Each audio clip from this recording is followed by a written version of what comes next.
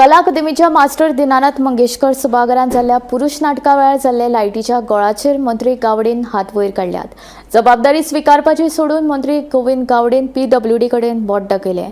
नाटका वेळार लायटीन तांत्रीक बिगाड जावपाच्या प्रकरणात वांगडी सचिवा कडल्यान अहवाल मागयला। 1-2 दिसांत अहवाल मेळटलो म्हूण मंत्री गोविंद गावडे सांगता।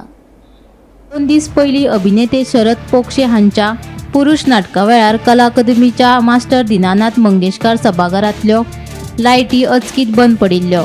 नाटका उपरांत अभिनेते शरद पोक्षे हांणी कला अकादमीच्या कारभाराचेर खर टिका केल्ली।